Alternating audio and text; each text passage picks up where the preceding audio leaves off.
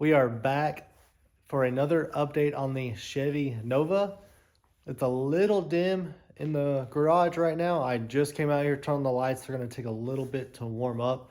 So you may notice it get a little bit brighter through this video, but I've got a limited time to be out here right now and do this recording. But I wanted to get out here while I had a chance, do this little video so that I could get it edited and get it back out on YouTube for you to watch as soon as possible. So let's take a look at what we've got going, what we worked on this past weekend on the Nova. We're going to start with the radiator section. You'll notice a major change here. We've got the chrome radiator support on top and the fan shroud mounted in. We've actually got it fully mounted in at the bottom with the clips using the support plates that we cut and mounted that I explained in a previous video that went over all of that. We don't have it actually fully attached and mounted up here yet. We're going to get some chrome bolts, some short ones to go in this section right up here. And we've also got to get the little threaded clips so that the bolts will be able to thread into something and hold the fan shroud to the radiator support. We had to make a slight modification to it in order to get all of this to work. We actually cut a slot across here so that the chrome support would kind of sit down in it in order to get it high enough for the holes to line up on both sides.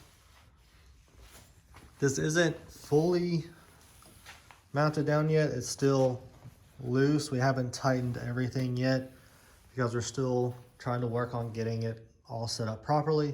But this is what it's going to look like when it's finished. Nothing's really going to change other than adding a few more bolts, getting things tightened down, and just overall getting it settled in so that you don't have to worry about anything rattling or moving around while driving the car.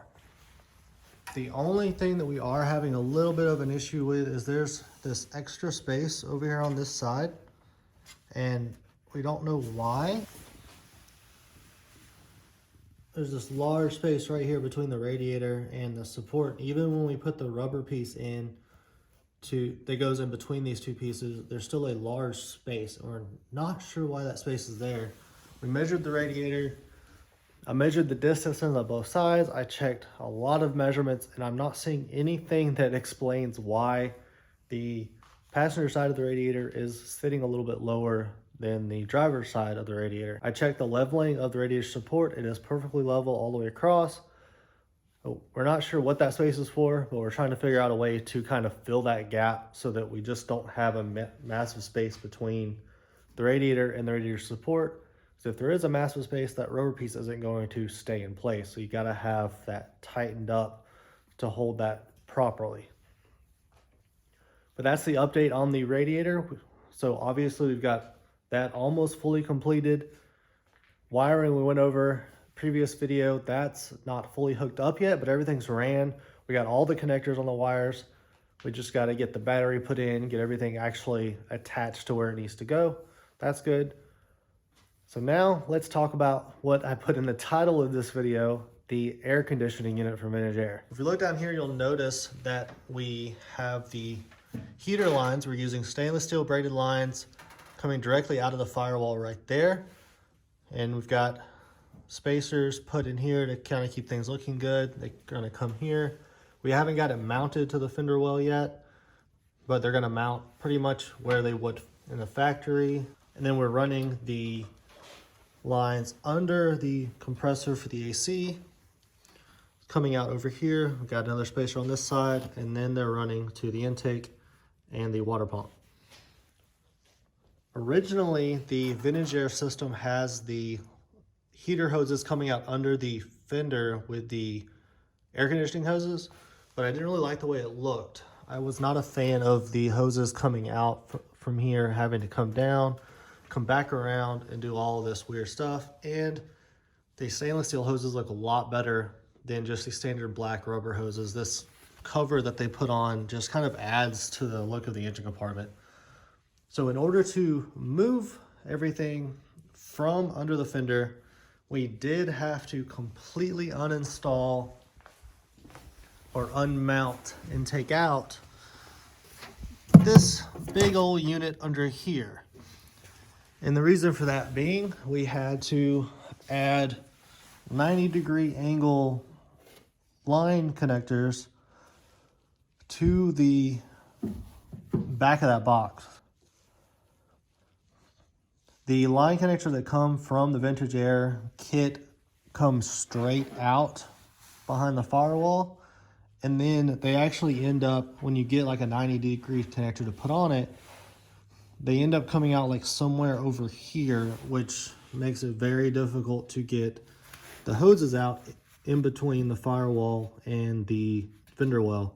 So we had to take the straight line connectors off and put on the 90-degree connectors, so they're connected directly to the Vintage Air kit, and then they just come out a little bit from that, and they're coming through the firewall. They come out about this far from the firewall. And we've got the hoses up over the top of them, stainless steel connectors at every connection point for these hoses. And the control valve for the water that runs into the unit for heating up the air in the car. I think that this will look better without one of these. I understand why you have to have it and why it's made the way that it is. I just wish that the whole thing could just be one solid heater hose running in, but the Vintage Air kit requires this piece to be added. But overall, I do think this looks a lot better than just the black rubber hoses that we originally had coming out from under the fender. We still have to get a couple of rubber grommets to go in those holes that are under there that we're not using. We've also got to get them for the inside of the car. It's dark under here. I don't have flashlight, but this panel had 2 extra holes in it for those heater hoses that were running that way that were no longer running in that direction. So we got to put rubber grommet seals in there. That is why we had to remove the Vintage Air kit after having all of that stuff mounted and installed.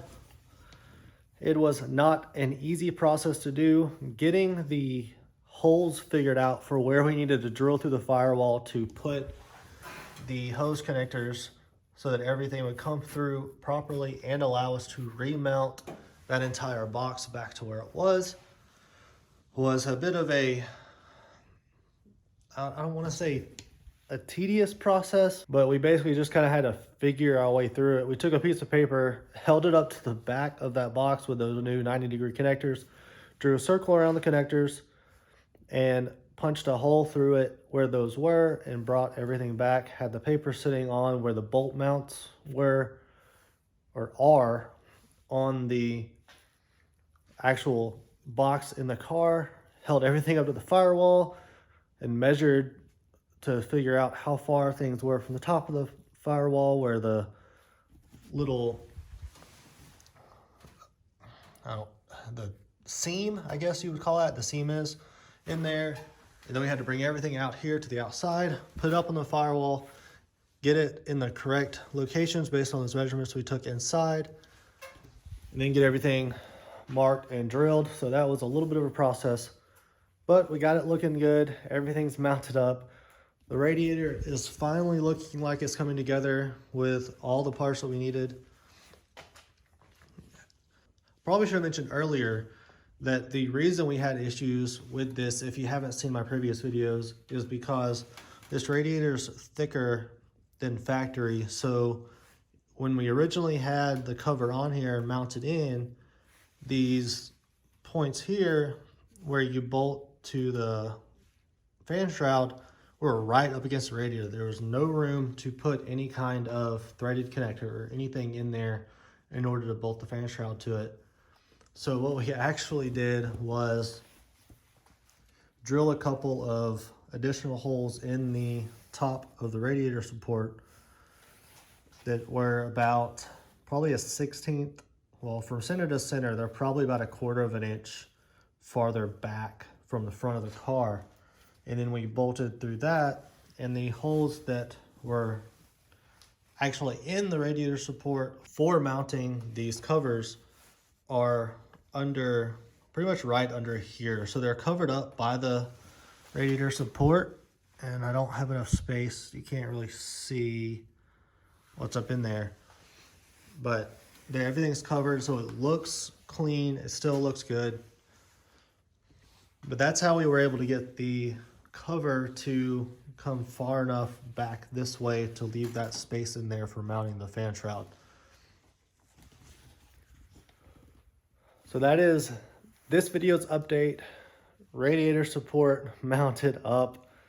Changed the heater hose lines for the Vintage Air kit.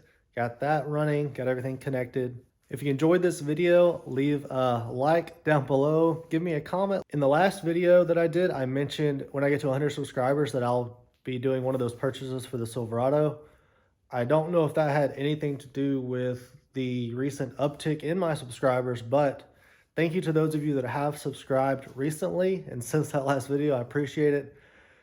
I had, I think, 60 something, a low 60 number subscriber count. I'm up just over 80 now. So once we get there, new Silverado video coming with one of the updates that I wanted to make on it. Thank you all for watching my videos. Thank you for subscribing to the channel.